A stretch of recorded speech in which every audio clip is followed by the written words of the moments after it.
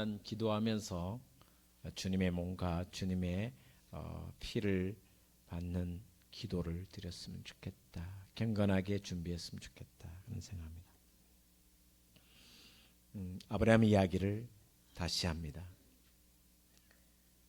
전 청소년 시절을 한번 돌이켜보면 청소년 시절 때 이런저런 어른이 되면 이렇게 살아야지 하는 꿈이 있었습니다. 근데 막상 제가 어른이 되고 돌아보면 청소년 때의 꿈과 비전보다는 너무 그냥 일상의 삶에 묻혀 그냥 살아가고 있지 않나 이런 생각이 들 때가 있습니다. 나름 생각이 있고 또 여러 가지 가치관으로 좋은 이런 삶을 살아야지 기대하고 소망했지만 그 기대와 소망이 많이 일그러지고 깨진 모습, 제 모습 속에 있습니다. 신앙도 그런 면이 있습니다. 처음 예수님을 믿을 때는 꿈이 있습니다. 또 많은 생각들을 가집니다. 그런데 세월이 흐르면 일상처럼 변해버립니다. 그저 주일 되면 교회에 오고 또 예배 마치면 집으로 가는 그런 평범한 일상의 모습으로 신앙이 그냥 왔다 갔다 하는 신앙처럼 변해버리는 모습이 우리 신앙인의 모습 속에 종종 있습니다. 아브라함의 믿음이 그런 굴곡 있는 많은 굴곡이 있었는데 아브라함이 바닥을 칠 때마다 믿음의 밑바닥을 내려갈 때마다 하나님은 찾아오셔서 아브라함을 일으켜 세워주셨습니다. 바로 하갈의 사건을 통해서 아브라함도 세워주시고 다시 하갈의 하나님으로 하갈에게도 위로와 평강을 축복을 주시는 내용을 지난주에 살펴보았습니다. 그리고는 하갈이 아들을 낳습니다. 이스마엘. 아마 아브라함은 이스마엘 아들을 낳고 난 뒤에 일상에서 그 아들에게 푹 빠져서 살았던 것 같습니다. 자, 16장 끝절 말씀 보시면 성경은 이렇게 기록해 놨습니다. 하갈이 아브라함에게 이스마엘을 낳았을 때 아브라함이 몇 세였습니까? 86세였습니다. 그리고 17장 1절에 아브라함이 몇 세가 되었습니까? 99세가 되었습니다. 86세에 이스마엘을 낳고 99세가 된 이 13년의 기간 동안은 아브라함에게 아무런 사건과 아무런 일과 믿음의 신앙의 어떤 이벤트나 신앙의 어떤 굴곡이 하나도 없었습니다. 다시 말하면 그저 평범한 일상을 살았다. 어떻게 보면 정체된 상태, 신앙이 정체된 상태. 왜냐하면 이 시기에 아브라함의 신앙을 기록할 내용이 하나도 없었다는 것입니다.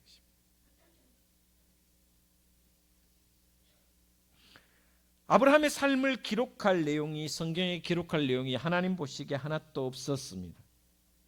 이것을 신앙의 공백기라 정체된 상태라고 말씀드릴 수 있습니다. 아마 우리도 이런 시기가 있습니다.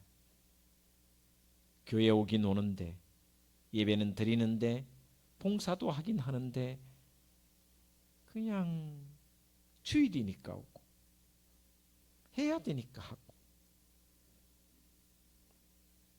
이런 기간은 바로 신앙의 공백기다라고 볼 수 있습니다. 이스마엘을 데리고 이스마엘을 낳고 같이 살았지만 아브라함에게서는 신앙의 공백기였습니다. 생각해보면 이 시기에 얼마나 아브라함 입장에서는 고통스러웠겠나 이런 생각합니다. 왜냐하면 본처와 후처 사이에 얼마나 고통스러웠겠어요. 여기 가면 사라가 바가지 긁고, 저기 가면 후처 하갈에게 가면 또 바가지 긁고, 왜 당신은 우리 집에 잘 안 오고 그 집에만 가냐고. 아마 되게 힘들었을 것 같아요. 이러지도 저러지도 못하는 어떤 삶을 살아가는 기간이 바로 이 기간이 아니었나라는 생각을 합니다.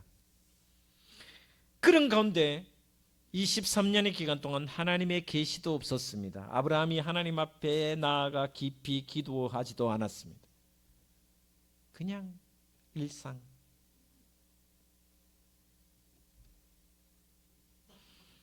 13년 동안 기록할 것이 없다라는 이 내용을 한번 생각해 보면, 이 정체기에 왜 하나님은 침묵하셨을까? 왜 하나님은 이 기간 동안 아브라함에게 말씀하시지도 않았을까?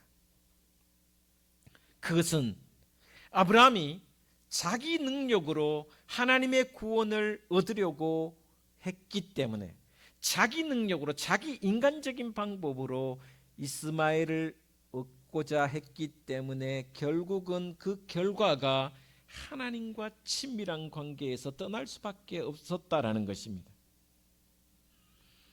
자기 능력으로 하나님의 일을 조작하려고 하면 이런 공백기가 찾아옵니다. 왜냐하면 자기가 만든 함정에 자기가 빠져버렸기 때문입니다.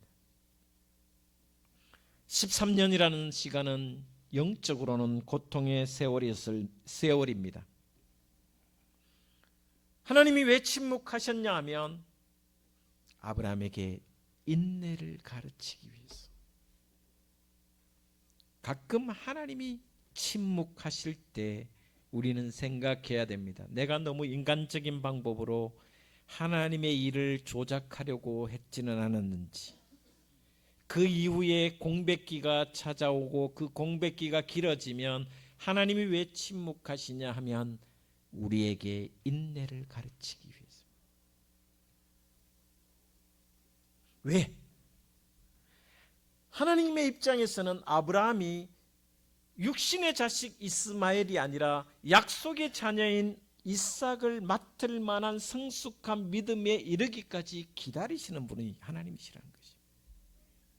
하나님의 약속의 아들 이삭을 맡길 만한 믿음으로 성숙할 때까지 아브라함을 기다려주시는데요. 그래서 하나님은 하나님의 때, 하나님의 때를 기다리시는 분이시다. 하나님은 천천히 그러나 완전하게 인도하신다. 여러분, 혹시나 신앙의 공백기가 있다면, 정체된 상태가 있다면 하나님이 기다리심을 기대하십시오. 그리고 기도하십시오. 주님, 그때가 언제인지 알 수 없지만 하나님께서 하나님의 방법으로 오시옵소서. 13년 후에 하나님이 찾아오셔서 말씀하십니다. 13년이 지난 아브라함의 믿음이 어떻게 변화되었는지 오늘 본문 말씀에서 살펴보고자 합니다. 1절 말씀 한번 보겠습니다. 같이 보겠습니다. 시작. 아브라함이 99세의 때에 여호와께서 아브라함에게 나타나서 그에게 이르시되 나는 전능한 하나님이라. 너는 내 앞에서 행하여 완전하라. 할렐루야. 첫 번째 아브라함의 변화된 모습이 뭐냐면 하나님이 어떤 분이신가를 알게 되었다라는 것입니다. 하나님의 구원을, 하나님의 일을 자신이 이루고자 했던 아브라함, 그랬던 아브라함이 이제는 나는 아무것도 할 수 없는 존재임을 깨닫게 됩니다. 그때 하나님이 오셔서 말씀하십니다. 나는 전능하신 여호와니라. 엘샤다이라. 아브라함은 하나님의 약속의 아들을 자기의 능력으로 만들어 보려고 노력했지만 철저한 실패를 경험합니다. 그리고 13년 만에 찾아오신 하나님이 말씀하십니다. 나는 전능한 하나님입니다. 저와 여러분에게는 하나님이 어떤 하나님으로 오십니까? 질병에 걸리신 분은, 질병을 앓고 있는 분은 하나님은 치료의 하나님으로 찾아오시기도 합니다. 죄가 있는 사람에게는 하나님 앞에 나와 죄를 자복할 때 용서해 주시는 하나님으로 오십니다. 때로는 임마누엘로 오십니다. 때로는 전쟁과 같은 이 영적 전쟁에서 여호와 니시 하나님으로 오십니다. 신앙이 성숙해지고 신앙이 좀 오늘보다 내일 좀 더 좋아진다라는 것은, 어제보다 오늘 좀 더 좋아진다라는 것은 하나님이 새롭게 만나져야 된다는 것입니다. 맨날 엘샤다이 하나님만 만나는 것이 아니라 때로는 여호와 니시 하나님으로, 때로는 임마누엘 하나님으로, 때로는 여호와 라파 치료의 하나님으로 고백이 되어지고 그 하나님이 경험이 되어져야 신앙이 성장할 수 있다는 것입니다. 신앙이 깊으면 깊을수록 점점 넓어지고 하나님에 대해서 점점 넓어지고 하나님에 대해서 점점 새로워져야 된다는 말씀을 제가 여러분에게 이야기하고 있습니다. 시간이 흐를수록 어제보다 오늘, 오늘보다 내일 그 하나님이 더욱 새로워지고 또 더욱 넓어진 하나님, 그 하나님으로 고백되어지고 경험되는 저와 여러분의 신앙이 되기를 주님의 이름으로 축원을 드립니다. 여호와 이레로 예비하시는 하나님, 영원토록 나와 동행하시는 하나님, 지금도 살아 역사하셔서 부활의 은총으로 함께 하시는 부활의 하나님, 이런 하나님이 끊임없이 새로워져야 된다는 것입니다. 그래서 아브라함에게 지금까지 하나님은 그런 하나님이 아니라 이제는 전능하신 하나님으로 오신다는 것입니다.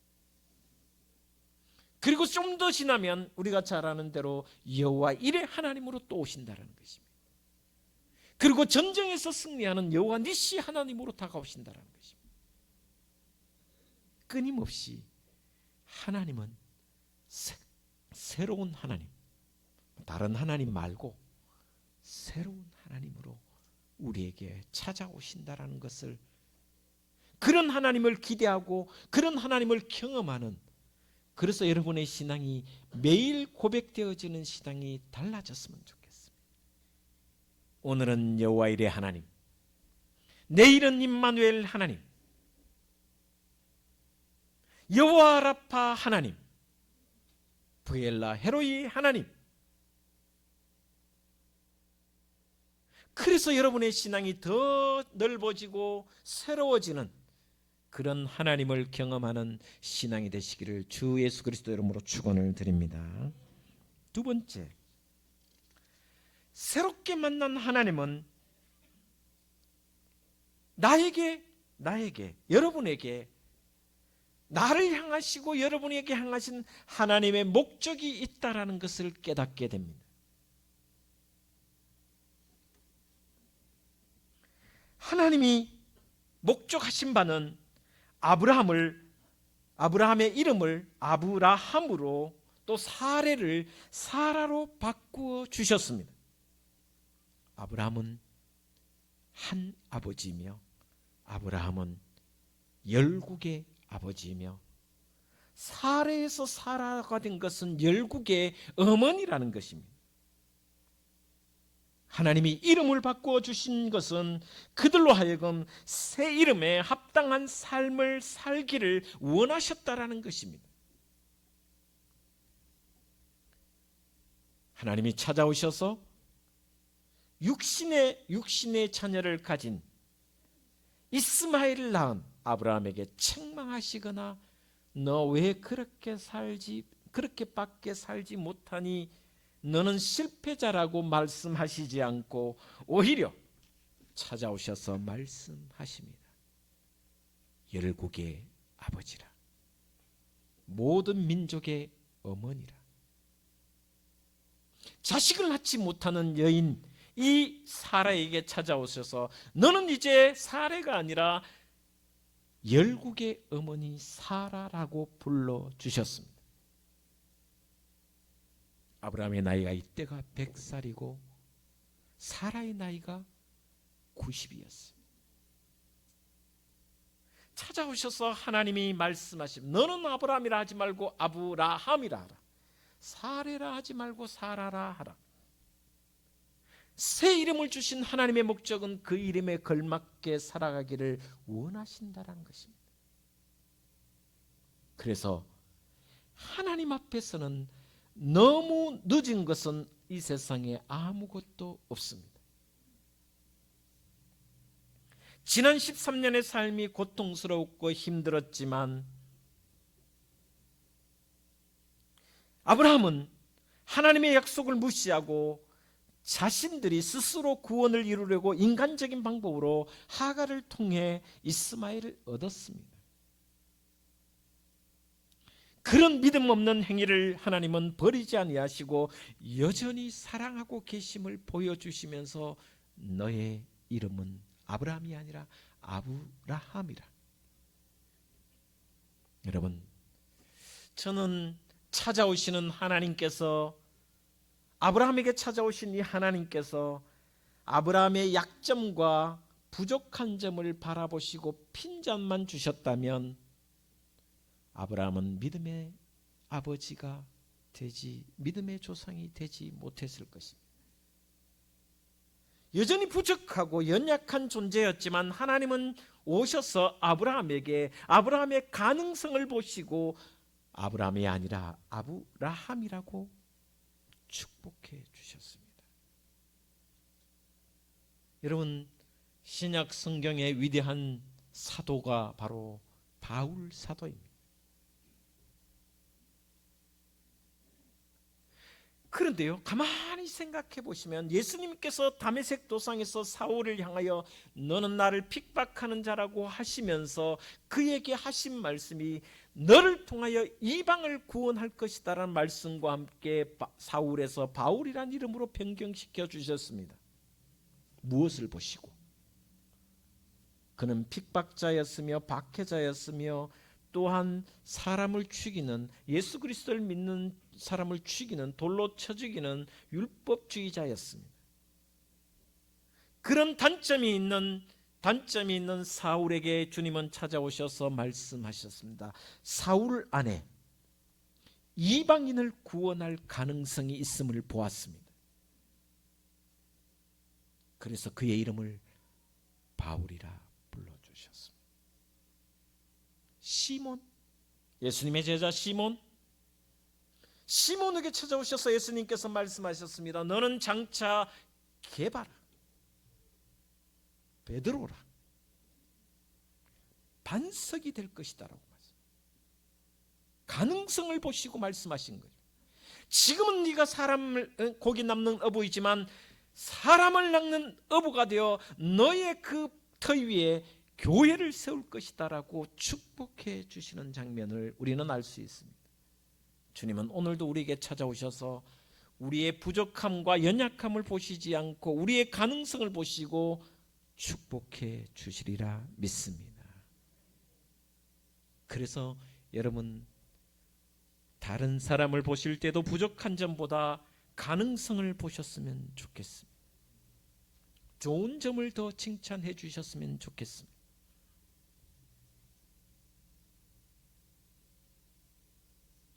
그러니 그렇게 말씀하시자마자 아브라함이 땅에 엎드립니다. 오늘 본 말씀 이렇게 이야기합니다. 3절에 아브라함이 엎드렸더니, 그동안 아브라함은 한 번도 하나님 앞에 엎드리지 않았습니다. 그런데 왜 엎드렸냐?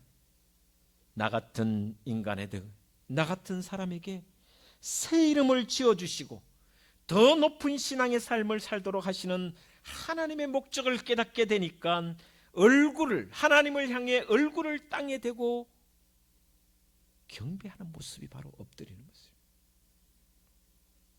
여러분, 하나님을 더 깊이 아는 사람은 하나님 앞에 더 엎드리게 될 줄 믿습니다. 그래서 하나님을 더 깊이 알아가십시오.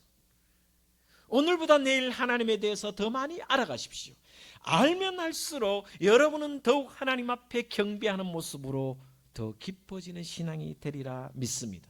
또한 하나님이 나를 통하여 어떤 목적을 갖고 계시는지 깨닫게 된다면 하나님 앞에 더 엎드려질 것입니다. 그러면서 하나님 하신 말씀입니다. 이렇게 말씀하십니다. 한번 따라하겠습니다. 너는 내 앞에서 행하여 완전하라. 이게 인간이 완전할 수는 없죠. 여기 완전하라는 히브리어 단어는 뭐냐면, 너는 내 앞에서 일편단심으로 살아라. 온전하여 뒤통수 치지 말고 뒷북치지 말고 너의 방법으로 하지 말고 일편단심 하나님의 방법으로 하라는 말씀으로 이야기해 주고 있습니다. 아브라함은 계속해서 딴전을 피우면서 살았습니다. 뒷북을 많이 쳤습니다. 그런 아브라함에게 하나님이 말씀하십니다. 너는 내 앞에서 행하여 완전하라. 이제 다시는 뒤통수 치지 말고 딴짓하지 말고 오직 일편단심 하나님 앞에서 행하라. 그러면서 또 다른 요구를 하십니다. 바로 할례입니다. 영원한 할례를 행하라고 말씀하고 있습니다. 영원한 할례. 7절에 보면 내가 내 언약을 나와 내 및 내 대대 후손 사이에 세워서 영원한 언약을 삼고 너와 내 후손의 하나님이 되리라 하시면서 할례를 행하라고 말씀하십니다. 할례는 하나님의 언약이 아브라함과 아브라함의 후손의 살 속에 새겨지는 것을 이야기합니다. 그 말씀이 13절에 내 언약이 너희 살에 있어 영원한 언약이 되려는. 여러분, 할례는 남자의 성기의 포피를 잘라내는 것입니다. 요즘처럼 아주 예리한 칼날이 아니고 옛날에는 뭘로 잘랐냐? 차돌로 잘랐습니다. 부싯돌이죠. 내가 적나라하게 표현하면 우리 여청년들 좀 오해할 수도 있는데, 남자의 그 표피를 부싯돌 위에 얹어놓고 부싯돌로 찍어냈어요. 장면들 나중에 찾아보면 나옵니다. 얼마나 고통스러웠겠어요.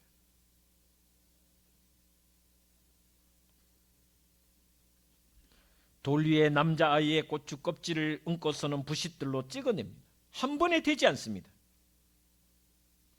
하나님과 나 사이는 특별한 관계입니다. 하나님의 언약이 내 살 속에 있다라고 말씀해 주시면서 하나님과 나 사이에 어떤 고통이 와도 견디고 이겨낼 것이라는 결단이 바로 할례 속에 있다라는 것입니다. 오늘 우리에게는 하나님께서 말씀하십니다. 너희는 마음의 할례를 하라고 말씀하십니다. 너희 삶에 어떤 고통과 어떤 아픔이 와도 하나님의 언약이 내 안에 있음을 알고 그 언약을 믿고 끝까지 견뎌내라고 말씀하시는 것이 바로 마음의 할례입니다. 그러면서 마음의 할례를 한 사람은 죄가 너희 몸에서 왕노릇하지 못하게 하라고 이야기합니다. 여러분, 마음의 할례를 통하여 하나님의 언약을 이겨낼 수 있는 그런 신앙이 되시기를 주의 이름으로 축복을 드립니다. 그러면서 하나님이 아브라함에게 새로운 약속을 허락하셨습니다. 뭐라고 말씀하셨냐면 이렇게 얘기합니다. 내년 이맘때에 너에게 아들을 주리라. 그 말씀을 하고 있습니다. 16절입니다. 오늘 본 말씀 뒤에 있는 말씀입니다. 내가 그에게 복을 주어 그가 내게 아들을 낳아 주게 하며 내가 그에게 복을 주어 그를 여러 민족의 어머니가 되게 하리니 민족의 여러 왕이 그에게서 나리라. 그러면서 아브라함이 17절 이렇게 얘기합니다. 아브라함이 엎드려 웃으며 마음속으로 이르되 100세 된 사람이 어찌 자식을 낳을까? 사라는 90세니 어찌 출산하리요 하고, 여러분 믿음도 있었고 의심도 생겼습니다. 내가 나이가 100살인데 하나님 약속은 알겠지만 나이가 내가 100살이고 우리 아내가 90인데 되겠나 하는 의심도 생겼습니다. 그러면서 하나님께 뭐라고 질문하냐면 이렇게 질문합니다. 18절에 아브라함이 이에 하나님께 아뢰되 이스마엘이나 하나님 앞에 살기를 원하나이다. 하나님, 다 좋습니다. 감사합니다. 그러나 제 나이가 100이고 우리 와이프가 90인데 뭐 이루어지겠습니까? 하나님의 약속 감사하지만 그리 되겠습니까? 하면서 아들 이스마엘에게나 복 많이 주이소. 그러나 하나님 다시 말씀하십니다. 19절에 이렇게 이야기합니다. 하나님이 이르시되 아니라 내 아내 사라가 내게 아들을 낳으리니 너는 그 이름을 이삭이라 하라. 내가 그와 내 언약을 세우리니 그의 후손에게 영원한 언약이 되리라. 할렐루야. 많은 사람들이 하나님의 최선의 축복보다 자신의 차선의 축복을 받기를 원합니다. 하나님은 최선의 축복, 육신의 아들 이스마엘이 아니라 하나님의 최선의 축복은 사라를 통한 영원한 약속의 축복 이삭을 주시기를 원하시는데 아브라함은 차선의 생각, 자기 생각의 차선의 복을 받기를 기대하고 있다는 것입니다. 여러분은 어떻습니까? 하나님의 최선의 복을 받기를 원하십니까? 아니면 여러분의 신앙은 내가 생각하는 복만 받기를 원합니까? 이건 도저히 이루어질 수 없는 거라고 생각하며 이거나 주십시오라고 하고 있습니까? 이 신앙에서 조금 더 높여 주십시오. 이거나 아닙니다. 아니라고 말씀하셨습니다. 인간의 차선의 복이 아니라 하나님의 최선의 복을 받기를 하나님이 기대하시고 원하시는 줄 믿으시기를 바랍니다. 하나님이 주시고자 하는 최선의 복을 여러분이 기대하며 소망하며 누려야 되지 않겠습니까? 그리고 난 뒤에 아브라함이 아멘 하고 난 뒤에 모든 종들과 자식들을 불러서, 남자들을 불러서 할례를 행합니다. 그 할례를 행했다라는 것은 순종을 말하며 그 약속을 믿겠다는 의미입니다. 그래서 23절에 이렇게 이야기합니다. 이에 아브라함이 하나님이 자기에게 말씀하신 대로 이날에 그 아들 이스마엘과 집에서 태어난 모든 자와 돈으로 산 모든 자 곧 아브라함의 집 사람 모든 남자를 데려다가 그 포피를 베었으니 순종을 통해서 약속을 믿겠다는 결단입니다. 모든 약속, 하나님의 최선의 약속, 축복을 믿고 할례를 행합니다. 이 순종의 믿음이, 이 축복의 믿음이 저와 여러분에게도 넘치시기를 주의 이름으로 축복을 드립니다. 기도하겠습니다. 하나님,